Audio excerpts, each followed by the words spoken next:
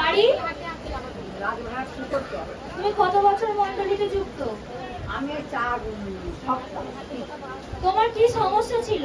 আমার তো স্ট্রোক 2 বছর ধরে ভুগছি। আমি চাপাডাঙ্গায় ডাক্তার দেখেছি, এখন জানিপাড়ায়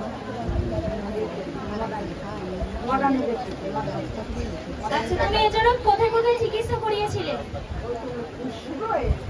না, হাসপাতালেও ভর্তি হয়েছিল। হাসপাতাল থেকে বাড়িতে ডাক্তার, তারপরে গেল চাপাডাঙ্গা, তারপরে এলো জানিপাড়া। আর এর জন্য তোমার কি কি কাজ করতে পারতুম নি তুমি? আমি কিছুই পারিনি, বিছানা নিয়েছি পুরো বেড রেস্ট। এখন কি তুমি সম্পূর্ণ সুস্থ? আমার খালি এখন মাথায় আছে, ওটা ছেড়ে করতে যাচ্ছি, আমি সম্পূর্ণ সুস্থ। মাথা চলা মানে এখন তোমার যে স্ট্রোক হয়েছিল এখন তুমি সম্পূর্ণ সুস্থ। হালেলুয়া। তো এই দিদিভাইয়ের সমস্যা ছিল যে কি বুকের যন্ত্রণা, প্যারালাইজ হয়ে গেছিল। তারপরে ইনি চিকিৎসা করিয়েছিল, জাঙ্গিপাড়ায় রাজগোলহাটে দেখিয়েছিল। তারপরে এনার সিমটম মানে এনার যে সমস্যা হতো একদম পুরো বেড রেস্ট, কোনো কিছুই ইনি কি করতে পারতো না। তারপরে ঈশ্বরকে পাওয়ার পরে আগের সপ্তাহে চাঙ্গাই পাওয়ার পরে এখন উনি কি সম্পূর্ণ সুস্থ। হালেলুয়া। তোমার নাম কি? আমি শ্রাবণ জিকুতে আসছি। তোমার সমস্যা কি? আমার সমস্যা বলতে হাতেতে ধান লিরোতে গেলু, হাতেতে কি হাত দিচ্ছি জানি যে ফসকা পড়ে আবার গোটা হাত ওদের পড়ে গেছে। তো সবাইকে জয় যিশু। হালেলুয়া। এই দিদি ভাইয়ের নাম হচ্ছে উষা মাঝি, এনার বাড়ি সাবল সিংপুর। এনার সমস্যা হচ্ছে হাতি ইনফেকশন হয়ে গেছিল, হাতি ইনফেকশন এবং কি এনার সাদা সাপ হতো। তারপরে ইনি সাদা সাপের জন্য চিকিৎসা করিয়েছিলেন, অনেক জায়গায় ডাক্তার দেখিয়েছিল, অনেক চিকিৎসা করেছিল, কিন্তু কিছুতেই কোথাও কি কোনো সুরাও পায়নি। তারপরে ইনি ঈশ্বরের কাছে আসেন। যখন এরা সাদা সাপ হতো তখন এরা সমস্যা হতো কি পেটে ব্যথা করতো, এবং কি ইনি কোনো কাজই করতে পারতেন না। তারপরে ঈশ্বরকে পাওয়ার পরে আগের সপ্তাহে আমাদের মন্ডলীতে এখানে উনি উপস্থিত ছিলেন। আসাতে পাস্টারের হাত দিয়ে চাঙ্গাই নেওয়াতে এখন উনি সম্পূর্ণ সুস্থ। ওনার যে হাতে ইনফেকশনটা হয়ে গেছিল সেই ইনফেকশনটাও কি চলে গেছে এবং ওনার যে সাদা সাপ হতো সেখান থেকে উনি সম্পূর্ণ সুস্থ। হালেলুয়া। সকলকে জয় যিশু। হালেলুয়া। সকলকে জয় যিশু। হালেলুয়া। এই দাদা ভাইয়ের সমস্যা যেই ছিল কিভাবে সুস্থ হয়েছে সবকিছু আমরা কি শুনবো। তোমার নাম কি? আপনার বাড়ি কোথায়? তুমি কত বছর মন্ডলীতে যুক্ত? লেখা আছে উনি 1 বছর মন্ডলীতে যুক্ত। আচ্ছা, আপনার কি সমস্যা ছিল? আমার সমস্যা ছিল ঘর থেকে হয়ে আমি মাঠে একসাথে গেছিলাম, মোটামুটি পাটটা মোটামুটি সবই কাটা হয়ে গেছে। এনার নাম হচ্ছে মোহন ঢাকি, এনার বাড়ি সাহায্য। এনার সমস্যা ইনি হচ্ছেন যে কি মাঠে যখন কাজ করতে গিয়েছিল এনার স্ট্রোক হয়ে গেছিল। কাজ করতে করতে কি স্ট্রোক হয়ে যায়, স্ট্রোক হয়ে যাওয়ার ফলে এনার কি হাত পা একদম বেঁকে গিয়েছিল আর কি চোখটা পুরো দাঁড়িয়ে গিয়েছিল। দাঁড়িয়ে যাওয়ার পরে চিকিৎসা করেছিল, কি কোনো কিছুই চিকিৎসা করেননি। আমরা কি স্ট্রোক হলে তো সঙ্গে সঙ্গে ডাক্তারকে দেখাই, কিন্তু এরা কি ডাক্তার দেখায়নি। এরা কি ঈশ্বরে বিশ্বাস রেখেছিল, বিশ্বাস রাখাতে স্ট্রোক হওয়ার পরের দিনকে ডাক্তারকে দেখিয়েছিল।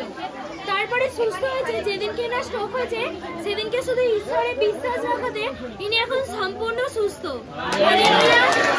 আমাদের আরো সাক্ষীর প্রয়োজন আছে, তো আমরা কি সাক্ষী শুনবো? তো এই দিদি ভাইয়ের আরেকটা কি সাক্ষী শুনবো। তো এই দিদি ভাইয়ের ছেলে সাক্ষী ইনি দেবেন, তো আমরা সাক্ষীরা শুনবো। তোমার নাম কি?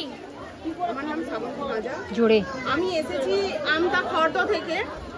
জোরে। তো ঈশ্বরকে আমি যখন পেয়েছিলাম আমি পুনর্জন্ম পেয়েছিলাম এবং আমার ছেলে আজকে আমি মনে করি যে আমার ছেলেকেও ঈশ্বর নতুন করে শনিবার দিনকে জীবন দিয়েছে। হালেলুয়া। আপনারা জানেন যে হাওড়ায় বৃষ্টি হলে কিরকম বৃষ্টি হয়, জল জমে যায়, টোটালি জল জমে গিয়েছিল। তো আমার ছেলে একটা জায়গায় কারখানায় কাজে গিয়েছিল, তো ফেরার সময় প্রায় 1 হাঁটুর ওপরে জল, পুরোটাই ইলেকট্রিক হয়ে গেছে। তো সেই জলে আমার ছেলে যখন প্রথম পা দেয় বুঝতে পারেনি, তো ভেবেছিল পায়ের মধ্যে হয়তো বাবরি ফুটেছে, তো বুঝতে পারেনি। প্রায় বেশ খানিকটা দূরে মিডিল পজিশনে যখন চলে গেছে টোটালি আমার ছেলে থরথর করে কাঁপছে। তারপর আর ওর মনে নেই বিষয়টা কি হয়েছে। ওর বাবার কারখানা আরেকটু দূরে, ও অন্য একজনের কারখানায় থাকে, সেখান থেকে যে ওর বাবার কারখানায় কি করে চলে গেল নিজেও বুঝতে পারেনি যে কিভাবে ওর বাবার কারখানায় চলে গেল।